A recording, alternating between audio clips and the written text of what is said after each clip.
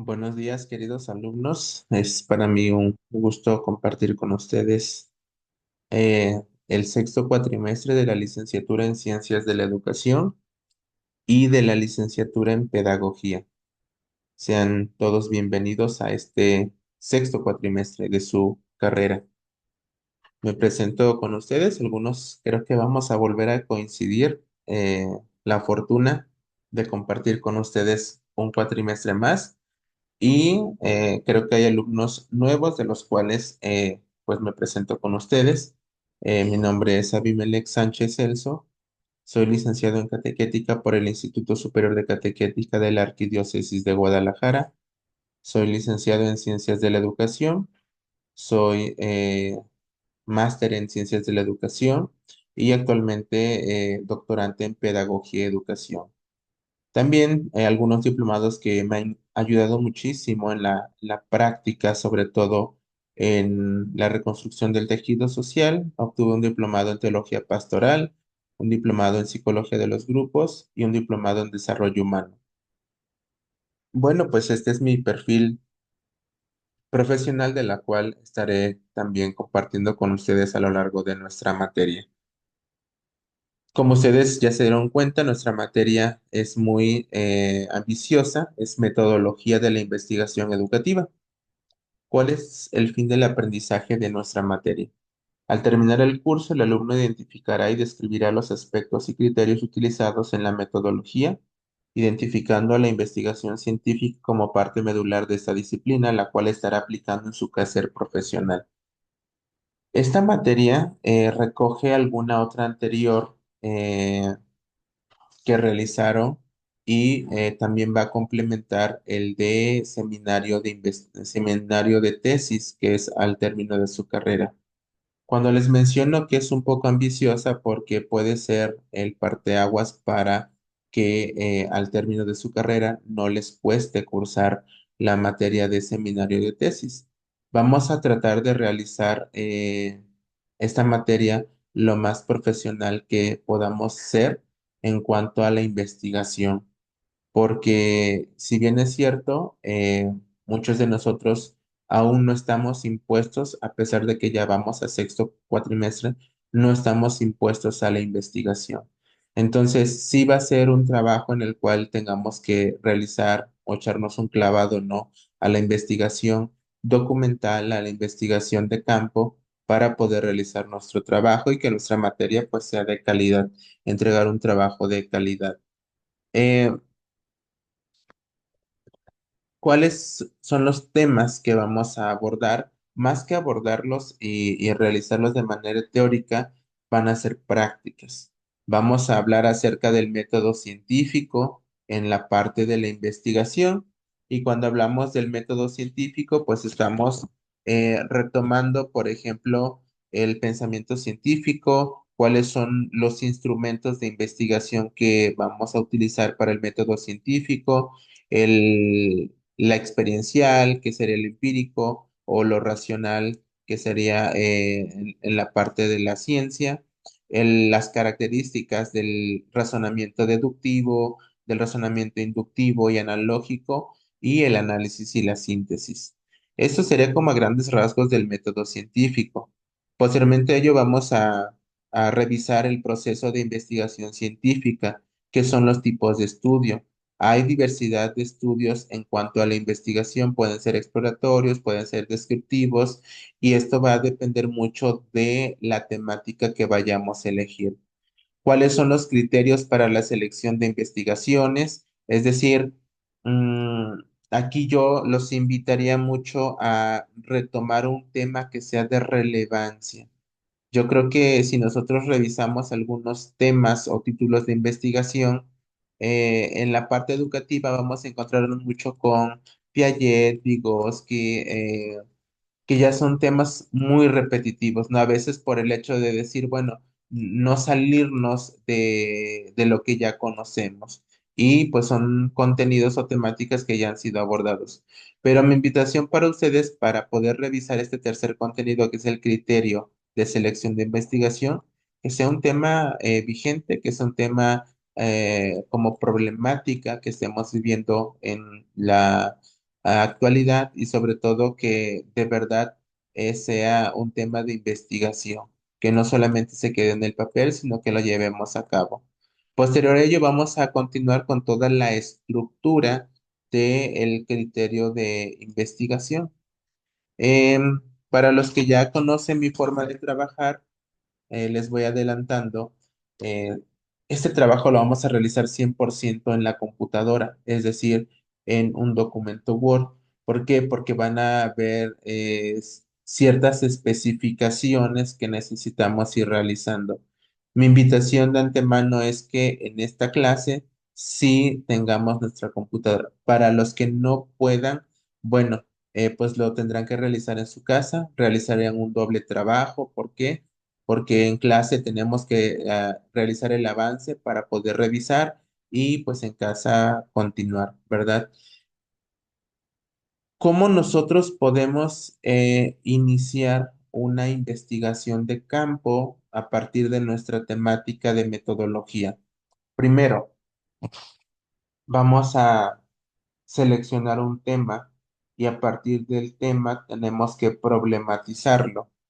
Si este tema que estamos seleccionando se problematiza en un ambiente áulico, en un ambiente de escuela o en un ambiente comunitario y responde a una necesidad emergente educativa, entonces podemos continuar. Ahora, cuando vamos a seleccionar el tema y vamos a plantear el problema, es necesario que no sea meramente un tema cognitivo. Podemos trabajar temas de relevancia social y eso nos va a dar pauta a que nuestra investigación sea más innovadora y sea más vigente. Por ejemplo, algunos seleccionan temáticas, lectoescritura, pensamiento matemático. Ya tenemos mucha investigación de ello. Que no se ha llevado a la práctica también es una realidad, pero podemos salirnos de estos esquemas tan tradicionales de investigación. Entonces, mi invitación es a que cuando realicemos el planteamiento del problema, que responda a una necesidad social. ¿Por qué? Porque si nosotros aterrizamos nuestra investigación con documentos oficiales que nos están acompañando en nuestra práctica docente, tenemos en un primer momento el plan de estudios, que el plan de estudios se centra en el ámbito comunitario. Entonces, si nuestra investigación es de comunidad, sería mucho mejor, porque entonces cuando vayamos a sustentar en el marco teórico, tenemos ya material de dónde partir.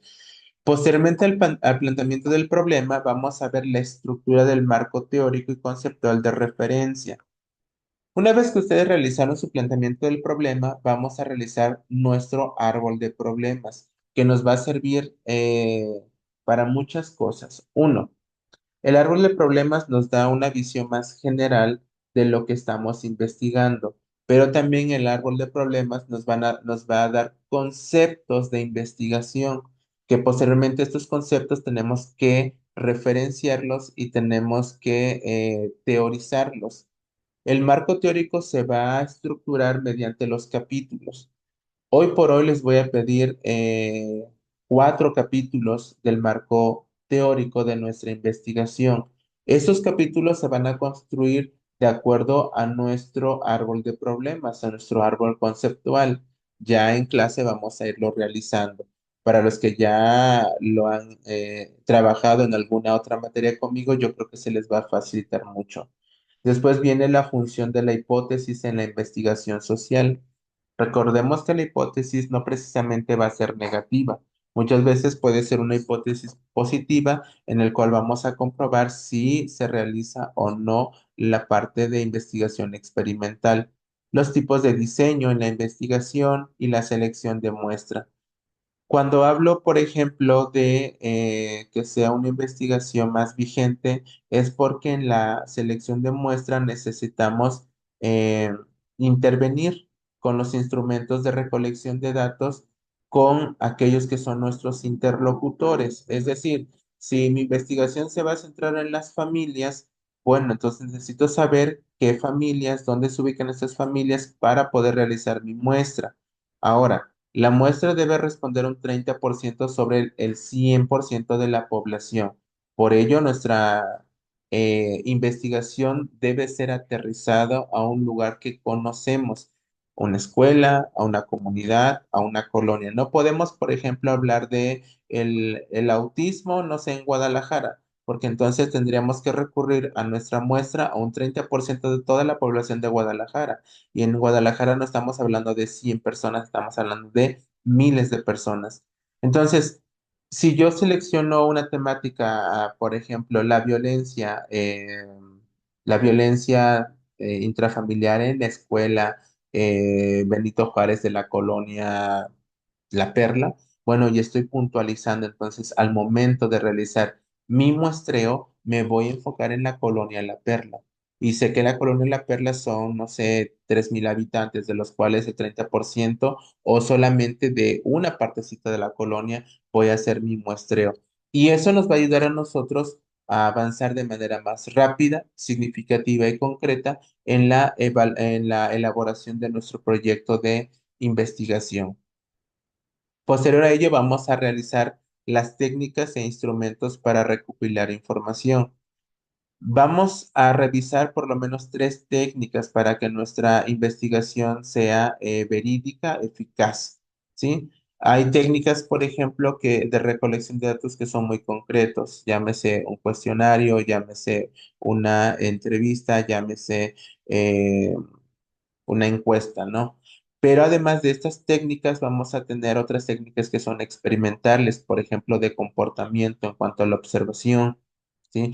Esto nos va a ayudar muchísimo a nosotros para realizar registros anecdóticos de qué es lo que estamos observando y cómo lo estamos percibiendo. Una observación acompañante, una observación directa, que nos va a permitir a nosotros entonces traducir lo que vayamos a recolectar en los datos de instrumentos de recopilación de información.